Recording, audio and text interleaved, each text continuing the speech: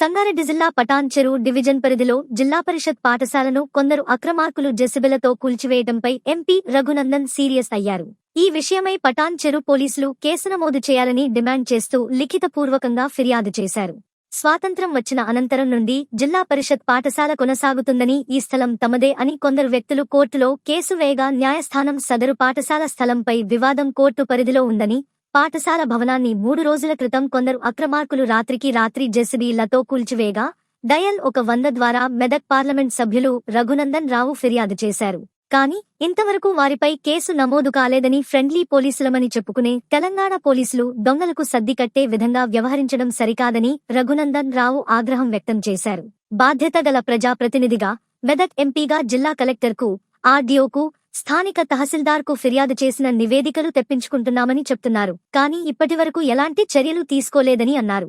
ఒక సామాన్యుడు ఏదైనా నిర్మాణం కోసం మట్టి నింపుకుంటే వారిపై కఠిన చర్యలు తీసుకుంటారని, లారీలను సీజ్ చేస్తారు. కానీ కోట్ల విలువ చేసే భూమిపై అక్రమార్కులు కన్నేస్తే ఇప్పటివరకు చర్యలు ఎందుకు తీసుకోలేదని రఘునందన్ రావు ఆగ్రహం వ్యక్తం చేశారు.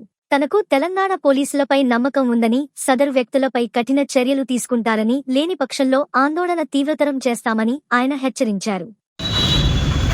పటాన్ చెరులో ఉన్నటువంటి జాతీయ రహదారి పక్కన ఆల్విన్ వాచ్ డివిజన్ సమీపంలో దేశానికి స్వతంత్రం వచ్చిన తొలినాళ్ల నుంచి ఉన్నటువంటి ఒక జిల్లా పరిషత్ హై స్కూల్ని కొంతమంది రాత్రిపూట ఇల్లీగల్గా పబ్లిక్ ప్రాపర్టీని డ్యామేజ్ చేసి కోట్లాది రూపాయలు, 100 కోట్ల రూపాయల విలువ చేసేటువంటి ప్రభుత్వ భూమిని కాజేసేందుకు ప్రయత్నం చేస్తే 100 కంప్లైంట్ వస్తే కేసు లేదు.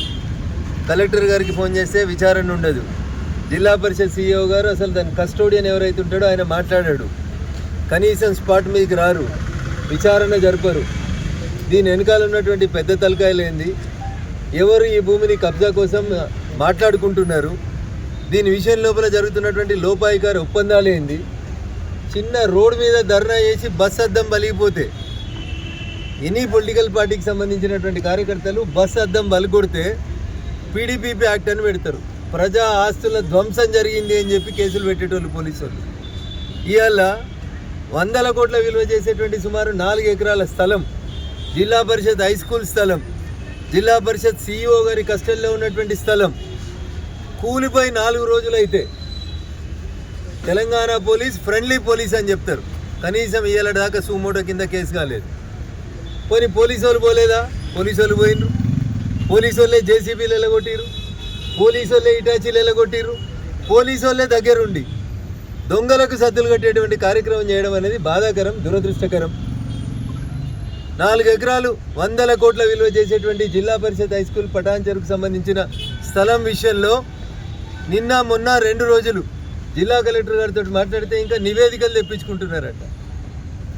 ఊర్లో ఎవరన్నా ఒక లారీ మొరం, ఒక ట్రాక్టర్ మొరం తీసుకొని బరంతి నింపుకుంటాం, ఇందిరా మిల్లు కట్టుకుంటున్నామంటే లారీ సీజ్ అవుతుంది, జేసీబీ సీజ్ అవుతుంది, ట్రాక్టర్ సీజ్ అవుతుంది. కానీ 100 కోట్ల విలువ చేసే ప్రభుత్వ భూముల్ని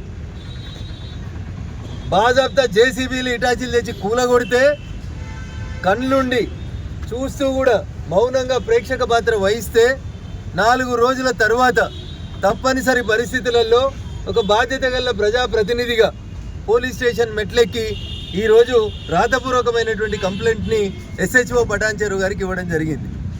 నాకు పూర్తి విశ్వాసం ఉంది తెలంగాణ పోలీస్ వ్యవస్థ మీద.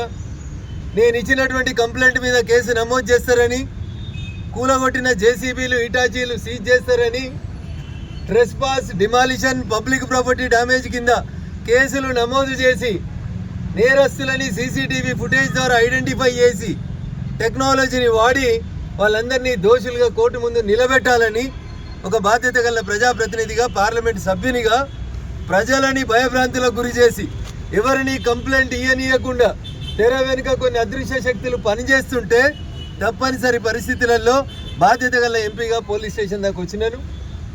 తెలంగాణ పోలీసులు ఫ్రెండ్లీ పోలీసులని, న్యాయం చేస్తారని సంపూర్ణమైనటువంటి విశ్వాసంతో ఒక రాతపూర్వకమైనటువంటి కంప్లైంట్ ఇచ్చి రిసీవ్డ్ కాపీ తీసుకొని పోతా ఉన్నారు. We will wait. నిన్న ప్రెస్ మీట్లో చెప్పినాం, జిల్లా కలెక్టర్ గారు స్పందిస్తుందేమో, 24 గంటలలో దోషులని కేసు నమోదు చేపిస్తుందేమో అని చూసినాం. ఇండియన్ అడ్మినిస్ట్రేటివ్ సర్వీస్ రెవెన్యూ యంత్రాంగం అంతా వాళ్ళ కంట్రోల్లో ఉంటుంది. ఆ భూమి ఎవరిదో ఇయ్యాలదాకా కలెక్టర్ గారికి ఇంకా నివేదిక పోతలేదు, పాపం కేసు నమోదు అయితలేదు.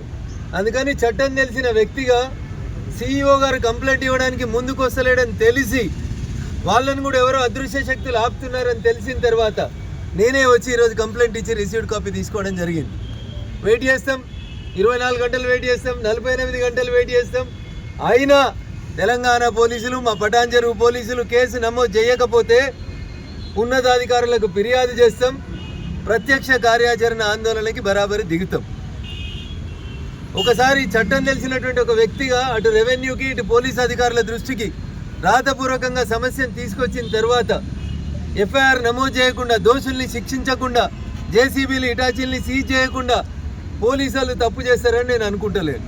ఒకవేళ తప్పు చేస్తే కంప్లైంట్ ఎట్లా చేయాలి, ఎక్కడ చేయాలి, గొడవ ఎక్కడ చేయాలి అనేటువంటి అన్ని మార్గాల్ని కూడా వెతుక్కుంటాం. ఖచ్చితంగా దోషులకు శిక్ష పడేంత దాకా మా ఈ పోరాటాన్ని కొనసాగిస్తాం. Thank you.